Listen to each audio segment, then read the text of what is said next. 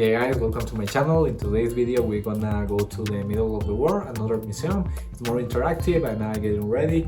So yeah, I'm gonna go there because I'm gonna show you some experiments that they do there. So yeah, let's go, follow me. Okay guys, so we are right now in the car. Here from where I live is really close, but from the center of Quito is like 4 or 5 minutes. I'm gonna put you the address and the link below. So yeah, check it. I recommend you to take an Uber or taxi. It's not that expensive and it's more secure and comfortable to go in a car than go in public transportation. So yeah, let's go guys. Okay guys, so here we are at the museum. It's the museum Intiñan, so we're gonna go into there. I'm gonna show you the prices and all the things you need to do. So yeah, bring with you water, sunscreen because it's really sun here, and also a jacket because the days can change really fast.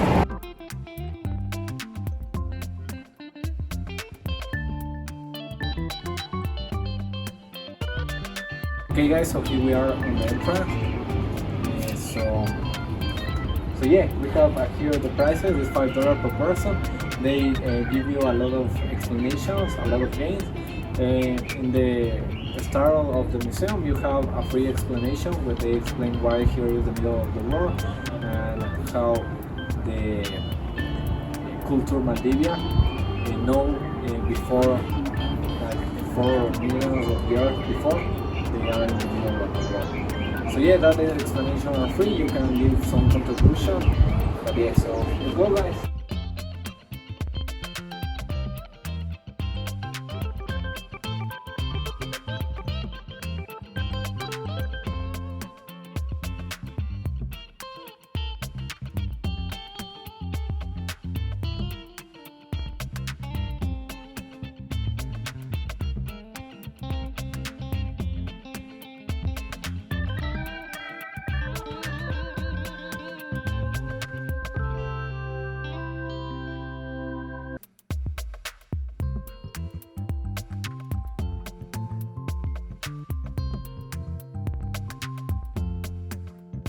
Okay guys, so here we are in the entrance. Right here you can see the devil Puma. Here is the representation of the devil. We celebrate because the sun gives you all the things to can produce our food. So yeah guys, right now we are waiting for our tour because it's not a lot of people, so we are waiting to come more people. But yeah, you can see there is a lot of decoration, a lot of plants. Also we have their cacao. So yeah, right now we are going to start our tour and know more about the Amazon region. So let's go. Intiñan is a Quechua word that means path of the sun. We are going to start the tour here talking about the Amazon region, and then we are going to visit the famous part, the part of the middle of the world, or the latitude 000. So as you can see here, we have this representation of the Amazon rainforest. The Amazon represents the 48% of all the territory of Ecuador, and as you know, that region is very important because of many reasons. Okay, for example, the fauna, the flora that we have there, and also because there are many different ethnic groups, indigenous groups. One of the most famous, here you can see the representation of the shuar. Why famous? Because years ago they used to practice this that is called sansa or shrunken. Okay, this one is just a replica, representation. Then in the next part I'm going to explain you more about this process, and also I'm going to show you a real plant, a real one. Okay, but first here I'm going to show you some animals that we can find in the Amazon. For example, let's start with this beauty, this baby tarantula, Goliath. Okay? This one is just the baby. The adult can measure 30 centimeters from one leg to the other, similar like a ruler. These tarantulas usually eat insects, but depending on the size and the age, they can also eat small animals, for example, some kind of birds. Okay? These tarantulas are poisonous. They have some kind of small hairs, and if you have contact with those hairs, you are going to feel sick. for 1 or 2 days more or less, but then you are going to be fine, so don't worry, no problem. Now, let me show you this other famous animal, a terrible animal that we have in the Amazon. This is a fish that is called canero or candiru, and is also known as vampire fish or pinus. What happens if you go to the Amazon and you are naked and you pee in the river? This fish is going to swim up inside your urethra and then it's going to start feeding by your blood. Wow. It's considered as a kind of parasite, and the unique way to take it off is by surgery. So, a very important lesson here: don't be in the river. Now, look over here in this real badette. The large one is the female, is 3 meters long, and the other one in the corner is the male, is 2 meters long. Always the female is bigger than the male. Now look over here, please.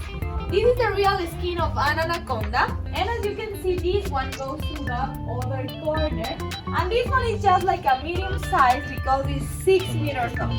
In the Amazon, we can also find 10 to 12 meters long animals. Now let me show you other famous one. Have you heard about this? Dolphin? The pink dolphin. That has that skin color because of the different minerals of the water, because they live in fresh water. And now here, what do you think about this? Bird nest of a bird that is called oropendola. That bird is going to make the nest like this, but some of them are going to be real and other fake. That is to protect their babies or eggs from other animals, for protection. In the Amazon, we can also find other animals. For example, here we have the sloth, the anteater, the ocelot, and the king of the jungle here in Ecuador. There you can see the representation of the jaguar. Okay, that is the king here. Now, as I said at the beginning, I'm going to explain you more about the process of the sansa or the shrunken heads. So please, let's continue to the next part of the video. When the shark used to fight because of territory or other reasons that they killed their enemies, they practiced this process, the sansa, because it was considered as a kind of trophy of war. It was to show power. When they killed their enemies, the first step was this: they cut the head in a V shape to separate it from the body, and then they need to take out everything, for example, brain, eyes, the skull, because they just need the skin and the hair. Then, in the third step, as you can see in the third picture, they put similar like that in boiled water with some secret plants for about 10 to 15 minutes more or less. That process was to shrink the skin a little bit and also to keep the hair on it. Then in the next step, they sew them out like that, and also here you can see similar like in the replica. In some cases, they also sew the eyes and the nose. This was to keep the spirit of the person inside the head so he cannot take revenge. The shark thought that the spirit of people were always inside their head. And finally, they need to put very hot stones inside to dry the skin and also to shrink it more. And when the sansa was ready, they used it like this. Let me show you like this on their spears. And in some cases also as a necklace, as you can see in the last picture, in the last one. Years ago, they stopped doing this process with people, with humans, but now to continue with the tradition, they continue doing this just with animals. For example, monkeys, the sloth. Now, I'm going to show you the real sansas, the real heads. For example, this one over here is the real head of a sloth. And this one, the famous one here, this is a real human head. There you can see the mouth, nose, ears. It's very small, it's tiny because of all this process, and also because maybe he was a 12 years old kid. And why? When you are 12 years old in the shark community, you are considered as an adult. For that reason, maybe he was already an enemy of a group. About the size of the sansa, there is a theory that says that if you put your hand like this, that is the size of your shrunken head or your sansa, basically like the size of your hand. This one that we have here is 150 years old, more or less. It was like a gift of the Shuar community to the museum, so we can explain about this tradition, about this practice, okay? And right now we're gonna go into a real house of the Amazon region. This is how they live there, and continue with the tour. Waorani house, remember the Waorani is another indigenous group. They also live in the Amazon region of Ecuador. And the word Waorani in the Waotero language that they speak means free people or free men, okay? As you can see, today you are lucky because we have the visit of a Waorani woman, okay? Now they are going to sing something to say like welcome to the museum and also welcome to the community, okay? ¿Nos puede ayudar por favor con la lírica?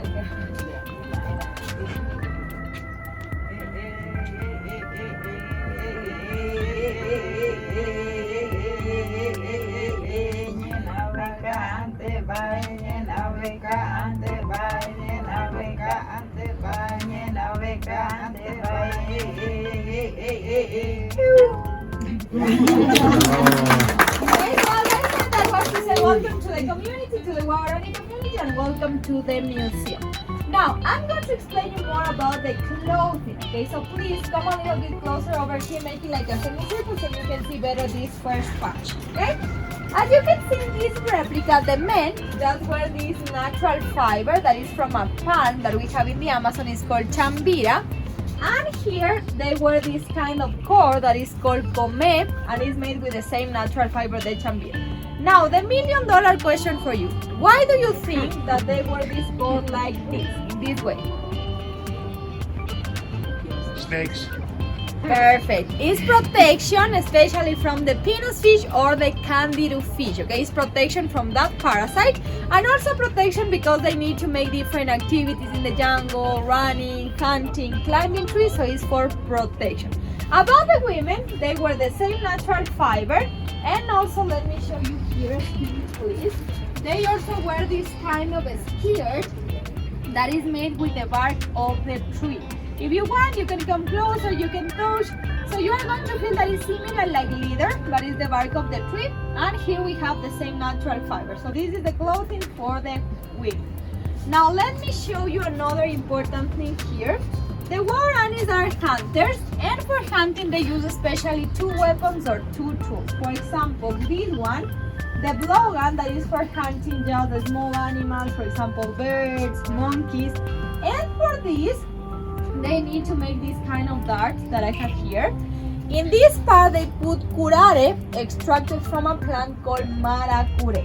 The curare is not a poison because they need to eat that meat, okay, just to paralyze the victim or the animal. And in the other part, they put a small ball of cotton. When the dart is ready, they put inside a blowgun similar like this, okay, like this, and then they need to blow very hard, very strong. If you want, you can try to hold the blowgun to see that it's very heavy. This is the real size, and this one is just for one person. With this, they need to climb trees, and then they have to wait a few minutes to have their food, their prey. So they are very strong people with strong lungs too, because I tried once and the dart was like this. No, for me, okay? And for hunting bigger animals, they use this other weapon, the spear. Years ago, that side was just for hunting, and this other part that is different because it has this kind of a small teeth, this part was for the enemies. Okay, what happened? This part destroyed the organs and the person died immediately, less time. But nowadays, all the spear is just for hunting big animals. Now look the size of the house. This is also the real size, the original size. In a house like this, there can live 15 to 20 people more. 4 different families, one in each ward. Entrance, they use this hammock. Let me show you like this one that are made with the same natural fiber. Sometimes they can live here in the same hammock, 3 or 4 people of the same family, or the family together. So yeah guys, hope you enjoy this video. This is gonna be the first part of our video because there is a lot of explanations, there is other games, and we're gonna see in the next part. So please don't forget to subscribe, to give me a like, to share with your friends, and also to hit the notification bell so you can get notified when I upload the new video. So see you soon, guys. Take care. Bye.